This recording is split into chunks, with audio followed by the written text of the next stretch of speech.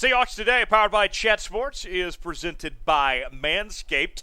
Later on, we will tell you about the Ultra Premium Collection, which you can get on manscaped.com with the promo code Seahawks for 20% off plus free shipping. On today's show, we will give you my takeaways from OTAs so far, as we are just over halfway through the offseason training and conditioning program. Let's go ahead and get right to it and tell you what I have in mind when I look at this Seahawks team right now. So far, what we've learned to this point. Number one, there's already an injury problem with the Seahawks. That's pretty evident at this point, especially for it just being the month of June, right? Here's what has gone on with the Seahawks. Three notable players that are not on the field right now that are still recovering. DK Metcalf, he had surgery on his foot. He's out for the time being, and he's still trying to get a contract extension right now as well. Jamal Adams with that shoulder surgery that he went through this offseason. And then there's Quandre Diggs, and Diggs dealing with not one but two injuries he's recovering from. A fibula and ankle situation there. Now, here's something to keep in mind when looking at these three players with this situation right now. In DK Metcalf's case, remember, he's going to have a new starting quarterback one way or the other, right? And so he is not there as one of the top two targets to get, whether it's Geno Smith or whether it's Drew Lock, those reps with their star wide receiver. So that hurts on that end of him not being there.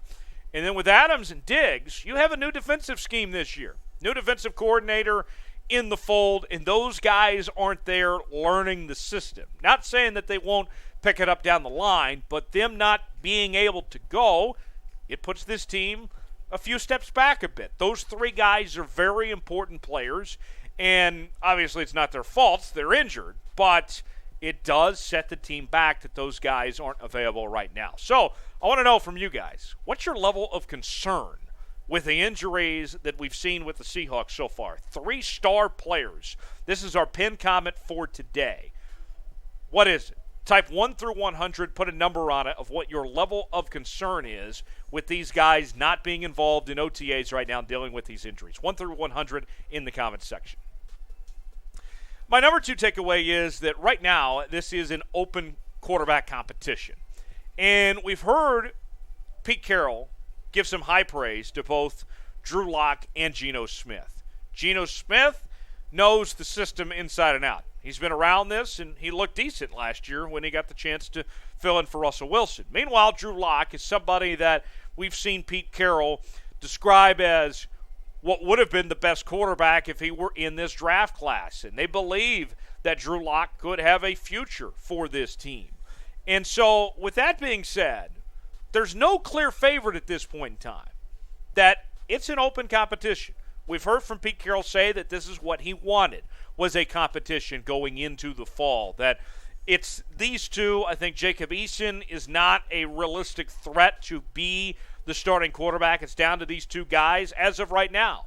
And there's still a possibility that they could bring in a Baker Mayfield or another quarterback. But for the time being, this is an open competition between these two guys. All signs point to that and indicate as such right now. So, in the comments section, pick a quarterback. If it had to be Drew Lock or Geno Smith, I'm not giving you any other options, but if you had to pick between these two guys, who would it be? Type DL for Drew Lock.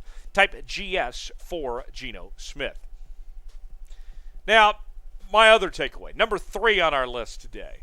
There's a big opportunity at the wide receiver position right now. With DK Metcalf not there, you're going to see guys like D. Eskridge, Freddie Swain, and several others. They're going to get more reps that they would not get otherwise with DK Metcalf on the sidelines recovering. And when you see that depth chart, it's clear as day with Metcalf and Lockett as your number 1 and number 2 guys. They're leading the way. But there's an opportunity there beyond there. There is no clear number 3 receiver. It is a competition for that spot, for those reps. And so right now, with DK Metcalf not there, and although you wish that he was there, as we mentioned earlier, we look at this situation as one where somebody is going to get reps that would not get reps otherwise and a chance to showcase and display their talent. So, to me, that is going to be very intriguing to see how all that plays out of what are you going to do with this opportunity that you would not be getting otherwise. For somebody to step up and clearly establish themselves, a chance to be that number 3 guy, here's your chance. It's now or never. So we'll find out. And, of course, they brought in Marquise Goodwin last week as well.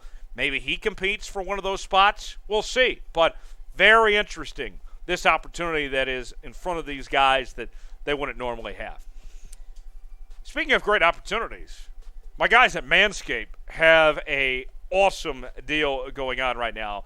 It is the Ultra Premium Collection. You can get 20% off plus free shipping at manscaped.com and use that promo code Seahawks at checkout, and it's going to be just $39.99. I got a few products on me. I got the odor protection, the deodorant, got some body spray. Let's try this stuff out, shall we? Oh, yeah. That smells really good. Man, I like that. Man, Chugs, you like that too? Producer Chugs is a fan. He approves. Smells great. The body wash, can't put that on right now, obviously, but the shampoo and conditioner, 2-in-1 too, so you don't have to use them both at the same time. You got them both going on there, and you also get the chapstick as well. So keep those lips going as well for you. So what a deal, right? So much that comes in this package that you do not want to miss on. A great deal from our friends at Manscaped. Sign up now, manscaped.com, 20% off plus free shipping, and use that promo code Seahawks at checkout so you get this deal. The only way to do so, manscaped.com, promo code Seahawks, and get your hands on this body spray. I'm wearing it right now. I'm telling you, folks, it smells great. It's awesome. All right. Now, my fourth takeaway for the Seahawks, from what we've seen so far, remember there are 9 rookies that were drafted. And then you have, of course, a bunch of undrafted free agents as well. But so far, Pete Carroll has liked what he's seen from the rookies at this point. Here's what he said just the other day. Really, that is the first thing that we have to do is to figure out where they are. However, they've been with us enough, and they just had a section out here of about 15 plays or something. They can run a ton of offense already and the defense. So the guys have come along. It's very good to hear from Pete Carroll at this point, that he's already giving the praise to these guys that they've adapted as quick as they have. And, I like it when guys are called out individually, but in this case, when he's talking about a collective unit, that's a good sign as a whole, that the Seahawks are saying, look, hey, there's 9 guys here, and they're all figuring this out. They're all coming together at a good time. That's a very good sign when you can say that collectively, not just about 1 or 2 guys, but as a collective unit. That's great to see. Who's your favorite Seahawks rookie of this class? We mentioned the 9 draft picks. Charles Cross, Kenneth Walker III, Boy Mafe, just to name a few. Maybe I'm missing somebody. I like Kobe Bryant. I think he's going to be fun to watch. What's one name? Give me one name. Who is your favorite rookie from this Seahawks team in 2022? Let me know in the comments section who your favorite is this year. My final takeaway for the Seahawks at this point through OTAs is that it's very clear that Jordyn Brooks is calling the shots for the Seahawks. And I got to tell you, I'm excited about that Jordyn Brooks is the one that's kind of taking the lead on the defense. I'll tell you what Pete Carroll had to say in just a moment, but before we do, I want to make sure that you are subscribed to Seahawks Today. We are bringing you nonstop Seahawks coverage for free right here on the channel. YouTube.com/Seahawks TV, and you'll never miss an episode if you turn those notifications on. And whether it's breaking news, rumors, trades, whatever it may be, however it may be, we're going to bring it to you right here on the channel. So subscribe now so you never miss a moment. YouTube.com/Seahawks TV. All right, so here's what Pete Carroll had to say on Jordyn Brooks and this new role for Brooks going forward. He said he's feeling it. You got to love when you say that, right?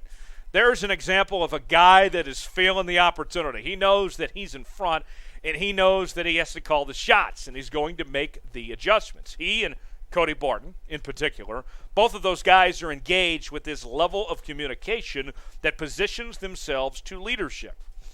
It's fun to watch, and I can tell you that they are really accepting that challenge. It's not something that we are not talking about.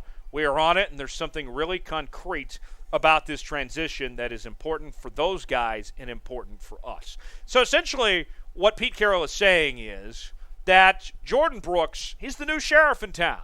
He is the one calling the shots in the defense. He is taking the role that was previously held by Bobby Wagner.